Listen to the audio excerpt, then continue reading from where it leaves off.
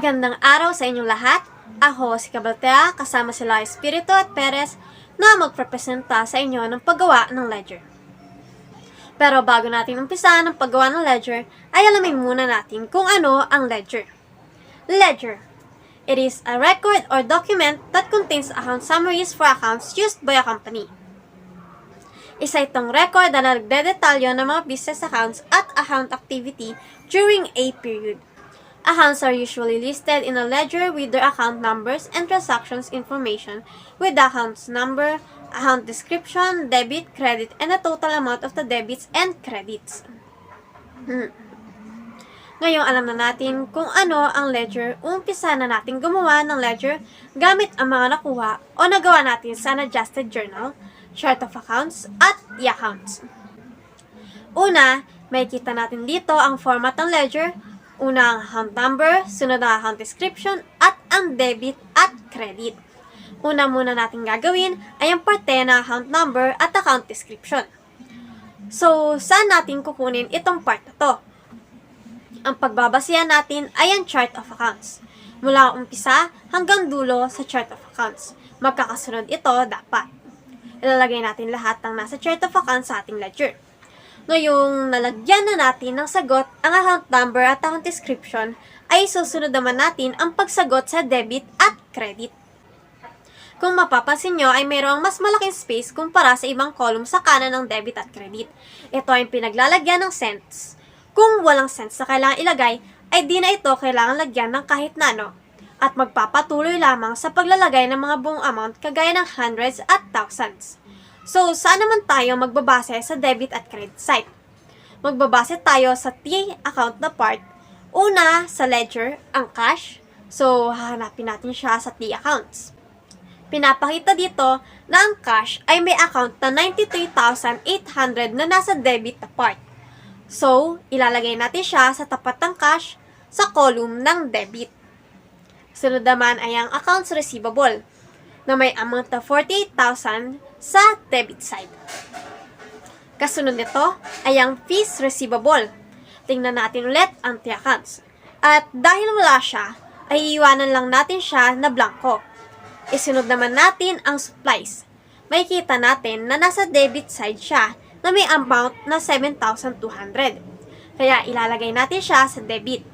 Sunod naman ay ang office equipment na nasa side ng debit na mayroong amount na 75,000.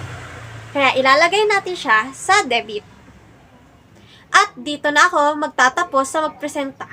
Ang susunod naman na magprepresenta ng ledger ay si Espiritu.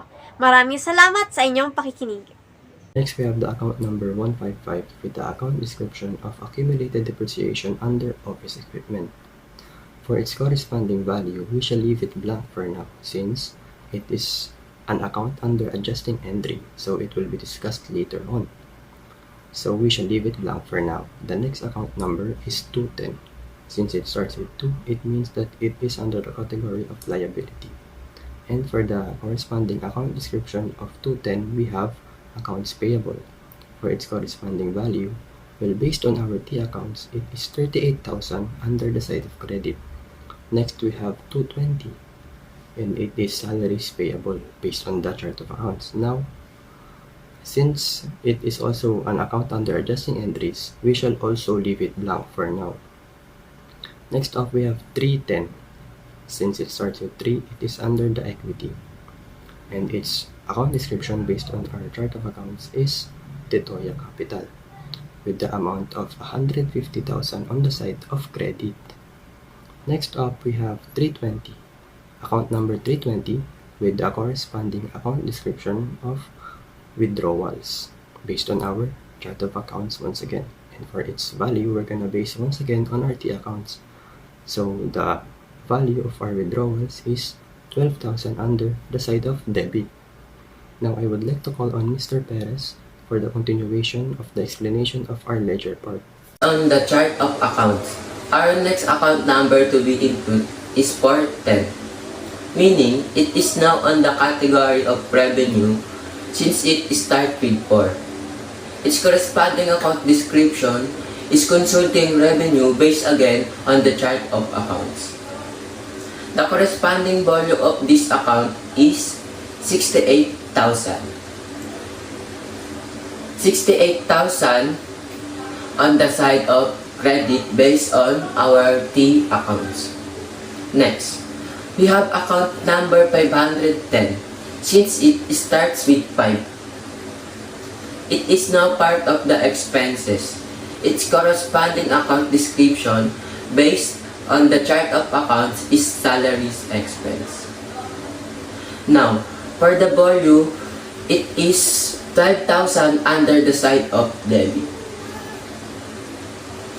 Then we have account number 520 with and its account description is supply expense. For its corresponding volume, will leave it blank.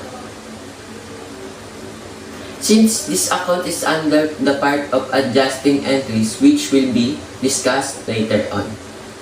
After that, we have account number 530 with the account description of rent expense. It has a volume of 8,000 under the side of debit based on our T accounts. Lastly, we have 540 which is description expense, office equipment, and similar with supplies expense.